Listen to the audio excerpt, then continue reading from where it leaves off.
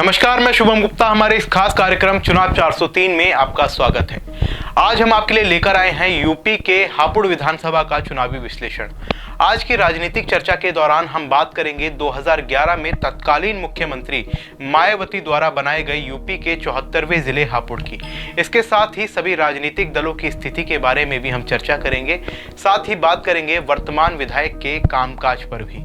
तो चलिए पहले आपको बताते हैं कि हापुड़ जनपद में कुल 3 विधानसभा सीट है, गढ़मुक्तेश्वर, हापुड़ और धौलाना। बात जातीय समीकरणों पर करते हैं तो बता दें कि जहां गढ़मुक्तेश्वर में मुस्लिम मतदाता निर्णायक होते हैं, वहीं हापुड़ में दलित वोट सब पर भारी पड़ते हैं, जबकि धौलाना में राजपूत वोट बैंक एक तरफा होकर जिसे चाहे चुनाव जिता सकता है।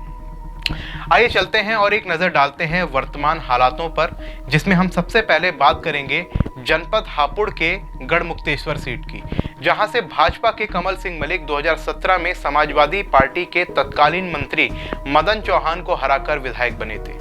कमल सिंह मलिक के सामने बसपा के प्रशांत चौधरी, सपा के मदन चौहान मुख्य मुकाबले में थे, जबकि कांग्रेस व सपा के बागी उम्मीदवार भी टक्कर देने में सक्षम माने जा रहे थे।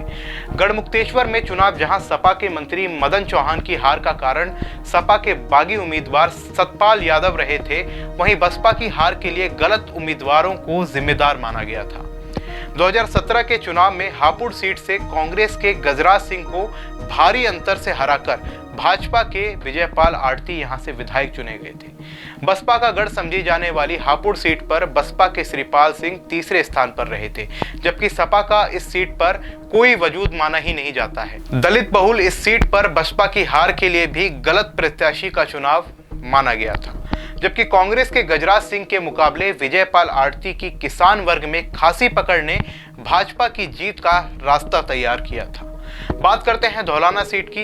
यहां से विधायक असलम चौधरी ने भाजपा को हराकर बसपा की लाज रखी थी। इस सीट पर रोचक बात यह रही कि 2012 में सपा के टिकट पर चुनाव लड़कर विधायक बने धर्मेश तोमर तीसरे स्थान पर रहे थे। यहां की जनता में काफी लोकप्रिय धर्मेश तोमर की हार के लिए जहां सपा विरोधी लहर ने काम किया था, वहीं भाजपा की हार के लिए स्वर्ण वर्ग, विशेष रूप से ठाकुर वोटों का बंटवारा मुख्य कारण माना गया था। बात करते हैं वर्तमान विधायकों के कार्यालय में हुए विकास कार्यों और आगे की संभावनाओं पर, तो आपको बता दें कि भाजपा विधायक कमल सिंह मलिक के नाम गढ़गंगा मेले को राजकीय दर्जा दिलाए जाने जैसी उपलब्धियां दर्ज हैं। कार्तिक पूर्णिमा के दिन लगने वाले गढ़गंगा मेले को राजकीय दर्जा दिलाने की मांग काफी पुरानी है। इसके अलावा गढ़ क्षेत्र में ट्रॉमा सेंटर, इंटर कॉलेज बनवाने तथा ब्रिज घाट के विकास से जुड़ी और भी उपलब्धियां हैं, लेकिन क्षेत्रीय विपक्षी नेताओं ने कमल सिंह को बाहरी होने और कई बार उन पर विकास कार्य न कराए जाने के आरोप लगाए हैं। उन पर गढ़ क्षेत्र के बाहर गांवों की उपेक्षा का भी आरोप लगता रहा है। बात करते हैं भाजपा विधायक विजयपाल आरती की, तो आपको बता दें कि मोदी योगी नाम की लहर तथा सपा सरकार के विरुद्ध बनी आम जनता की राय ने जहां भाजपा की जीत का आधार तैयार किया, वहीं भाजपा प्रत्याशी विजयपाल आरती की क्षेत्रीय किसानों में मजबूत पकड़ ने आलू की आड़त चलाने वाले विजयपाल को विधायक विजयपाल आरती बना दिया था। बात उनके द्वारा कराए गए विकास कार्यों की करें तो उनके पास काफी लंबी लिस्ट है, जिसमें वह कार्य कराए जाने का दावा करते हैं, लेकिन ज्यादातर जनपदवासी उन पर विकास कार्य नहीं कराए जाने का आरोप लगाते हैं। उन पर आरोप है कि 2 अप्रैल कांड में उन्होंने स्वर्ण वर्ग का साथ दिया था, जिसके कारण दलित मतदाता भी उनसे खासे नाराज चल रहे हैं। अब बात करते हैं धौलाना क्षेत्र की। धौलाना में विकास कराने के नाम पर शून्य विधायक असलम चौधरी ने बसपा को छोड़कर सपा का दामन थाम लिया है। बात असलम की उपलब्धियों पर की जाए तो विधायक बनने के बाद उन पर आरोप लगाया कि उन्होंने एक व्यक्ति की 30 बीघा जमीन फर्जीवाड़ा करके बेच दी। इसके अलावा प्रॉपर्टी डीलिंग के व्यवसाय में भी उनके ऊपर फर्जीवाड़े के मामले सामने आते रहे हैं। अन्य मामलों की बात करें तो कभी बलपूर्वक मंदिर में घुसने का ऐलान करना हो या भाजपा विधायक को बदला लेने की धमकी देना। विधायक असलम चौधरी ने विवादों में बने रहकर काफी नाम कमाया। असलम चौधरी के ऊपर विधायक बनने से पहले भी दर्जनों मुकदमे विचाराधीन हैं।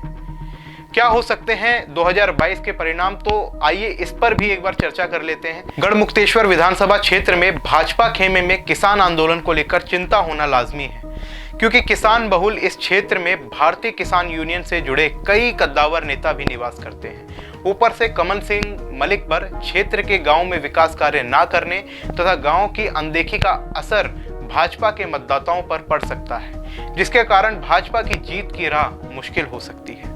महंगाई एक दूसरा कारण हो सकता है जो भाजपा को हार दिखा सकता है, लेकिन यदि बसपा व रालोद सपा गठबंधन यहां से मुस्लिम प्रत्याशी मैदान में उतार दे तो वोट का बिखराव भाजपा को जीत भी दिला सकता है। अब एक नजर डालते हैं आने वाले उन समीकरणों पर जो 2022 के चुनाव में बसपा को अपने गढ़ हापुड़ में वापसी करा सकते हैं। किसान आंदोलन के कारण उपजे गुस्से का कुछ नुकसान जहां भाजपा को उठाना पड़ेगा, वहीं 2 अप्रैल कांड के बाद दलित समाज भी भाजपा से पल्ला झाड़ चुका है, जिसके चलते बसपा को जो वोट 2017 के चुनाव में भाजपा की ओर चला गया था, वो वोट बैंक आगामी चुनाव में बसपा को वापस मिलता दिख रहा है। और भाजपा को हराने के लिए यदि मुस्लिम मतदाता भी बसपा के पाले में आ गए तो हापुड़ विधानसभा सीट से बसपा की जीत सुनिश्चित मानी जा रही है। लेकिन चंद्रशेखर उर्फ रावण की आजाद समाज पार्टी बसपा को कितना नुकसान कर सकती है, इस पर बसपा को विचार करना पड़ेगा।